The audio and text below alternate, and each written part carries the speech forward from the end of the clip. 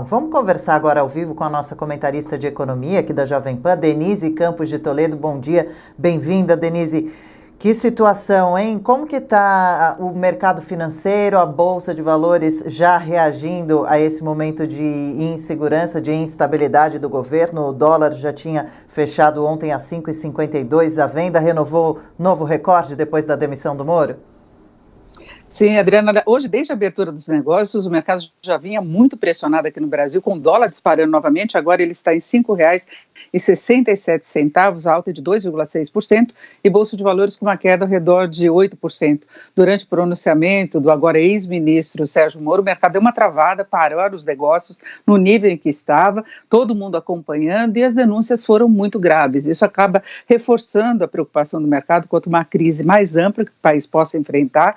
Já houve nesta última semana aí um desgaste muito grande com relação à equipe econômica, ao anúncio daquele pró-Brasil, não é, aquele plano de estímulo aos investimentos na área de infraestrutura, a possibilidade de o governo bancar gastos, mesmo no pós-pandemia, para garantir um desempenho melhor da economia brasileira. Nada contra isso. O problema foi a condição, novamente, como isso ocorreu. Da mesma forma que Sérgio Moro reclama da possível indicação de alguém para dirigir a Polícia Federal, mudanças no comando, inclusive no Rio de Janeiro e em outros estados, sem a participação dele. No caso de Guedes ficou à margem, não é, dessa discussão sobre esse plano, né, de estímulo à economia. Então, uma grande preocupação do mercado financeiro, desdobramentos políticos, a possibilidade de avançar, como se estava discutindo agora, com processos de impeachment contra o presidente, e nós estamos no meio de uma pandemia. É uma coisa muito séria. Você precisa cuidar da saúde da população, evitar o aumento do contágio, o aumento do número de mortes, precisa ter um governo organizado, que converse com os estados, com os municípios, com o Congresso, para que as medidas avancem,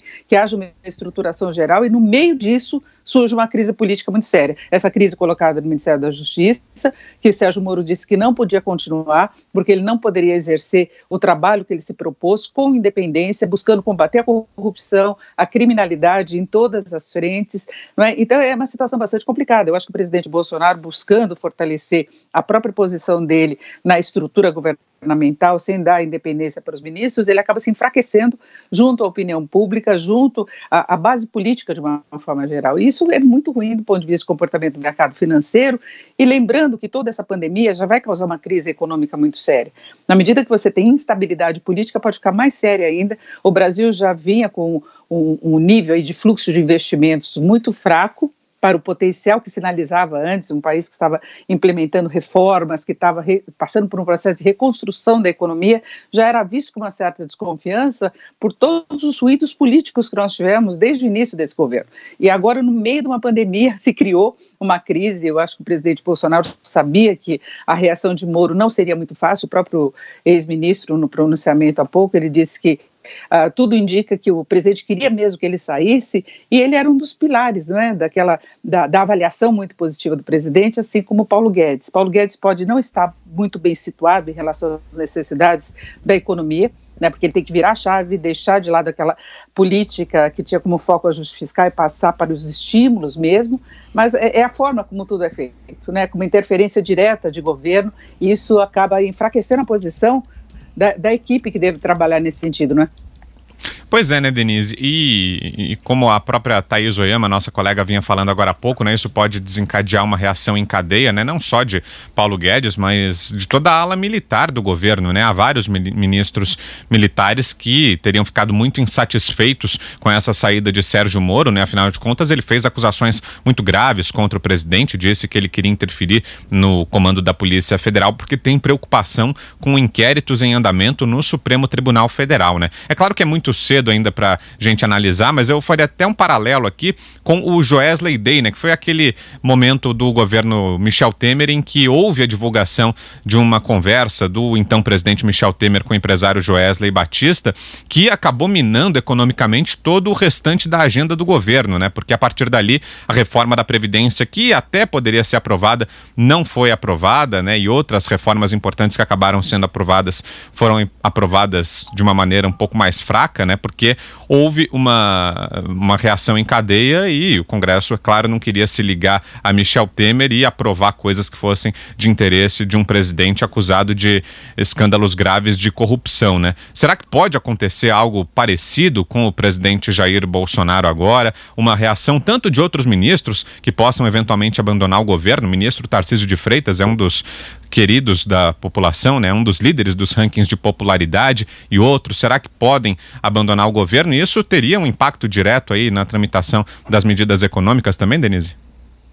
Olha, Vitor, eu acho que vai depender muito da própria reação do presidente Bolsonaro a partir de agora. Toda essa fala do ministro Moro, talvez ele não esperasse uma reação dessa forma, em termos de declarações muito pesadas contra a atuação do próprio presidente ou as intenções do presidente. Acho que ele imaginava até que Moro pudesse sair, mas sair de cena como outros ministros saíram, sem buscar um confronto. E houve o confronto de uma forma bastante sutil por parte do ministro, mas com declarações e denúncias muito fortes. Olha, eu acho que em certa medida não é nem o caso Joesley, acho que nos remete lá atrás a quando Pedro Collor levantou uma série de coisas contra o irmão, reforçando um ambiente que já era bastante negativo. Isso não quer dizer necessariamente que se possa avançar com o processo de impeachment, mas Moro deu a entender que pode haver crimes mesmo na atuação do presidente, porque você querer interferir em investigações da Polícia Federal, querer direcionar essas investigações, claro que reforça suspeitas de toda a ordem, e é crime de responsabilidade. Então, em que medida que isso pode se caracterizar mesmo, dar as condições para o processo de impeachment? Claro que isso reforça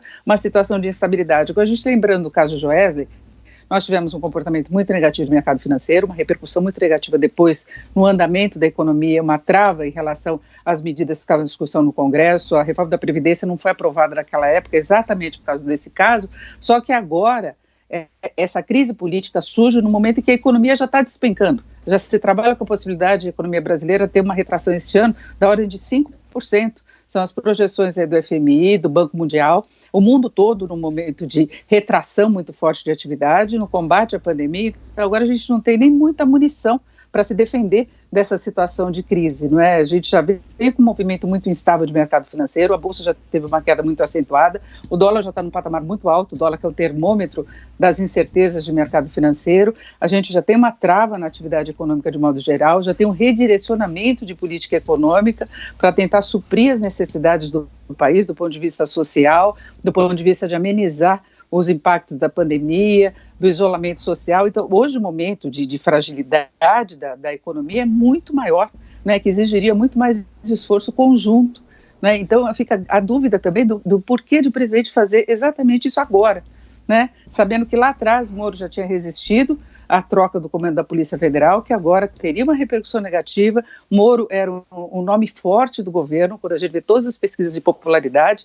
o presidente correu o risco de plantar uma crise, de afastar do governo dele um dos nomes mais populares, sendo que Mandetta também era muito popular, também teve uma repercussão negativa, iniciou essa fase de panelaços contra o presidente, demonstrando que boa parte da população está contra a atuação dele, e a impressão é que Bolsonaro sabia que poderia ter uma reação negativa, mas talvez não nessa proporção que Moro colocou agora. Agora fica até aquela ideia, né, se tudo correr dentro da normalidade no campo político, pode ter saído o ministro e entrado em cena, de fato, um candidato muito forte para concorrer com o próprio Bolsonaro nas próximas eleições, né? Pois é, né? E ainda falando desse reflexo político, e no Congresso Nacional chegou agora uma nota do PSL, partido que era o partido de Jair Bolsonaro até alguns meses atrás, pelo qual Bolsonaro venceu a eleição. Inclusive, o PSL disse que recebe com espanto o processo que culminou na saída do ministro da Justiça, Sérgio Moro, forçada pela demissão injustificada do diretor-geral da Polícia Federal, Maurício Valeixo, numa clara interferência política do presidente Jair Bolsonaro no combate ao crime organizado, contrariando suas promessas de campanha. Essa é a nota do PSL. E outra movimentação no Congresso Nacional é que já há pedidos do deputado Marcelo Freixo. Ele protocolou agora há pouco um requerimento convocando Sérgio Moro a prestar depoimento na CPMI das fake news, a Comissão Parlamentar Mista, que investiga denúncias feitas na época da eleição em 2018. É possível então que tenhamos depoimento de Sérgio Moro na CPMI das fake news. Ou seja, né, Denise, de qualquer maneira, isso mostra um enfraquecimento dentro do próprio Congresso Nacional, né? E falando sobre o mercado financeiro, a reação é imediata mesmo, né? Tô dando uma olhada aqui nos números, bolsa agora caindo quase 8%, 7,98%, dólar operando a 5,67, alta de 2,61%. O mercado tem um impacto instantâneo mesmo, né, Denise? Teve esse impacto instantâneo desde a abertura dos negócios, mas é curioso que deu uma trava nesse nível, mais ou menos, Brau. A impressão é que está todo mundo avaliando o cenário antes de qualquer movimentação para ver o que pode acontecer. Há um clima meio de espanto, né, com o que aconteceu desde ontem, quando surgiu essa bomba. Olha, o Valeixo vai sair, Sérgio Moro pode pedir demissão. Isso já teve impacto direto no mercado, que foi na contramão do movimento internacional, que ontem era mais positivo. Hoje as bolsas no exterior também estão caindo, mas nada perto do que está acontecendo aqui no mercado brasileiro. Mas é um clima aí de muita apreensão quanto ao que pode acontecer, porque já tinha muita preocupação quanto ao que se poderia fazer para minimizar a crise econômica, minimizar todos os efeitos da pandemia, porque é uma situação muito séria, das mais sérias que o Brasil já enfrentou. A gente não tem muito fôlego financeiro do ponto de vista das contas públicas para o governo fazer tudo o que precisa ser feito sem que isso agrave essa situação fiscal num prazo muito longo, em termos de aumento de dívida pública, de aumento do rombo fiscal, de não respeitar determinados parâmetros como o teto de gastos, né? E fica essa dúvida quanto que poderá acontecer. Tinha o núcleo militar do governo, junto com o Rogério Marinho, que saiu da equipe econômica, né, e foi para o Ministério da Integração, trabalhando no sentido de viabilizar esses investimentos em infraestrutura, investimentos que são bem-vindos. O que teve uma repercussão negativa, eu repito, nesse caso, é de a equipe de Guedes não ter participado e do risco de haver um total abandono de qualquer compromisso fiscal. Então, nós tivemos, por exemplo, nos anos 70, também sob o comando dos militares, aquele plano de desenvolvimento do país, que pode até ter produzido resultados, mas resultados muito artificiais, que tiveram depois reflexos sobre o endividamento de longo prazo do país, gerando inflação, gerando juros muito altos, uma situação que foi muito difícil de ser controlada e levou décadas, né? E aí nós temos hoje já uma situação bastante desfavorável, que vem ainda da crise econômica anterior, da recessão. A economia ainda sentiu os reflexos, com desemprego ainda muito alto, com dificuldade de avançar com mais investimentos. Então, se percebe aí uma falta de direcionamento no que deve ser feito nos vários sentidos. Então, você já teve uma mudança no comando do Ministério da Saúde, com o país enfrentando uma pandemia, e a gente sabe que havia divergências pessoais de posição em relação à forma como o Brasil deveria lidar entre o presidente Bolsonaro e Mandetta.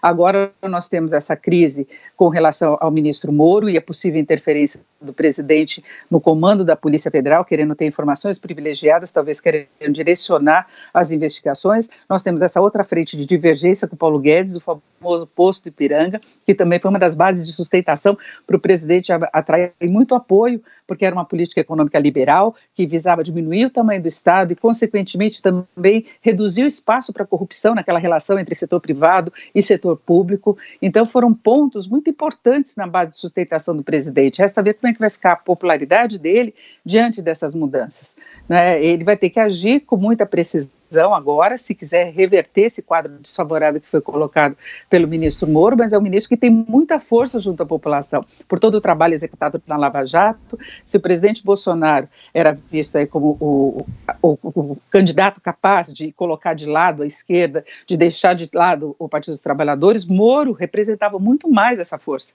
né, essa capacidade de afastar a corrupção do país. E tem mais, recentemente o presidente Bolsonaro deu alguns acenos para o famoso Centrão, inclusive se aproximando de condenados pelo Moro, né? Valdemar Costa Neto, que é um caso assim, teve Roberto Jefferson, que participou toda daquela história do mensalão, e ele vai buscar apoio justamente nesse grupo.